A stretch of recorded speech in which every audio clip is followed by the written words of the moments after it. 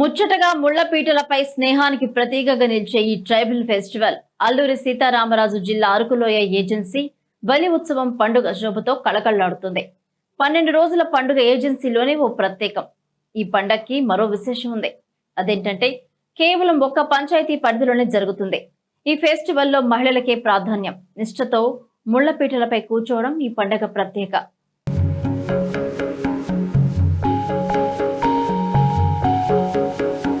నిష్ఠతో ముళ్లపీటలపై కూర్చోవడం ఈ పండుగ ప్రత్యేకత. ఆదివాసీల ఆచార వ్యవహారాలు కాస్త భిన్నంగా ఉంటాయి. పండగైనా పబ్బమైనా ఓ ప్రత్యేకత సంతరించుకుంటుంది. వేర్వేరు ప్రాంతాల్లో వారి సంస్కృతులకు అనుగుణంగా ప్రతి ఏటా పండుగలు నిర్వహించుకోవడం ఆనవాయితీగా వస్తుంది.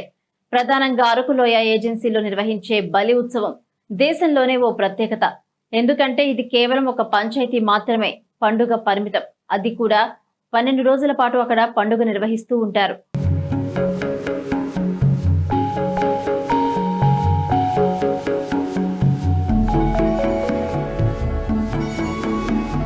స్నేహానికి ప్రత్యేకంగా నిలిచే ఈ పండుగ బ్రిటిష్ కాలంలో మొదలైందట.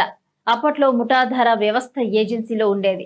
అరకులోయ మండలంలోని సుంకరమెట్ట, కొత్తబల్లుగూడ, మాడగడ పంచాయతీలను కలుపుతూ మాడగడ ముఠాగా ఆ కాలంలో అక్కడ బలి ఉత్సవం నిర్వహించేవారు.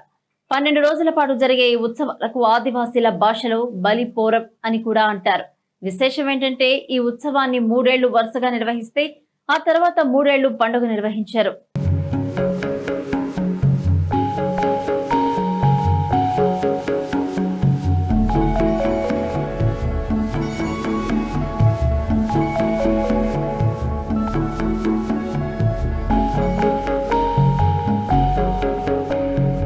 ఈ ఉత్సవాలు ప్రారంభం నుంచి ముగిసే వరకు ఒక ప్రత్యేకత ఉంటుంది.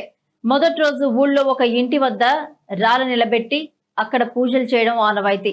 రాట నిలబెట్టేటప్పటి నుంచి ఉత్సవాలు ప్రారంభమవుతాయి. ఈ పూజలను మహిళా పూజలను నిర్వహించడం ఆనవాయితీ అని స్థానికులు చెప్తున్నారు.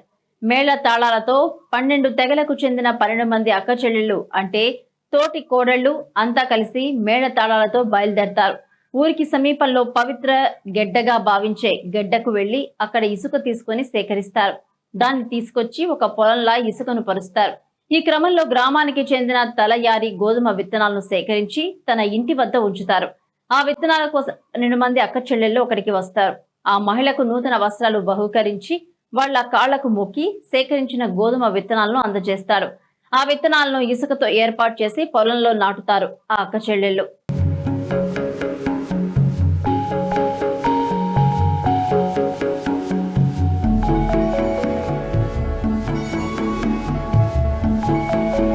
ప్రతిరోజు అక్కడ పూజలు నిర్వహిస్తారు. ఈ క్రమంలో ఆ రోజుల్లో నాటిన విత్తనాలు మొలకెత్తిన సమయంలో గ్రామంలో ఉన్న ఒక మగ పూజారిపై భీమదేవుడు ఆవహిస్తాడని నమ్మకం.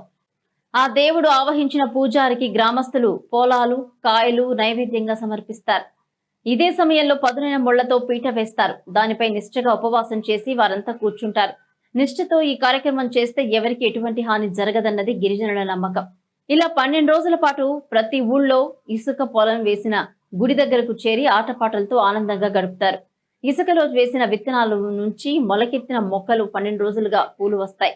ఆ పూలనే బలి పుష్పాలుగా పరిగణిస్తారు ఆదివాసీలు.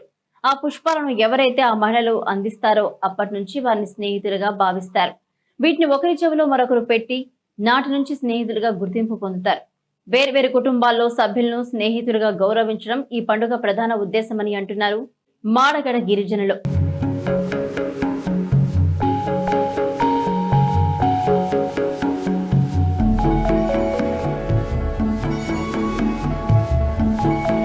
ఇక చివరి రోజున పండు కోసం తీసుకొచ్చిన ఇసుకను తిరిగి పవిత్ర వాగులో కలుపుతారు. దీంతో ఉత్సవం ముగుస్తుంది.